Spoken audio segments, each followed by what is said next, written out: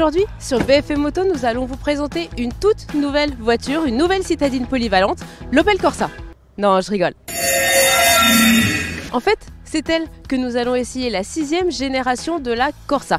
37 ans et 13,7 millions d'exemplaires séparent ces deux voitures et surtout, avec elle, Opel veut aller à contre-courant de la tendance très à la mode des petits SUV urbains. Une fois dans l'habitacle, pas de doute, on est bien dans une voiture du 21e siècle. Tout d'abord puisqu'il y a un grand écran tactile de 10 pouces au centre de la planche de bord qui peut permettre de connecter son smartphone via Apple CarPlay ou Android Auto. Mais surtout parce que cette planche de bord chez Opel, elle est entièrement nouvelle. C'est en effet la première qui a été conçue depuis le rachat par PSA du constructeur allemand.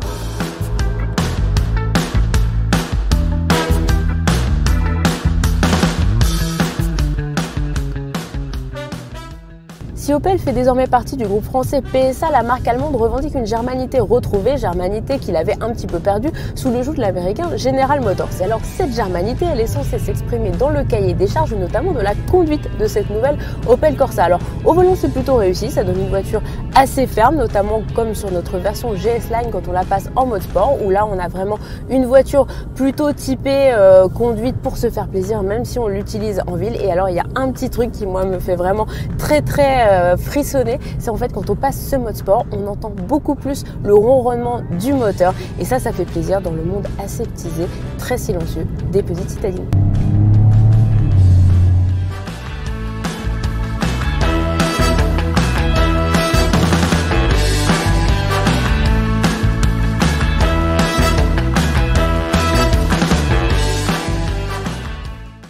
Et qui dit voiture allemande ne dit pas forcément facture plus élevée. En effet, entre Peugeot et Opel, eh bien c'est Opel qui gagne. Avec le même moteur, avec la même boîte et avec une finition équivalente, eh bien cette nouvelle Corsa est 4 000 € moins chère que la Peugeot 208, sa cousine.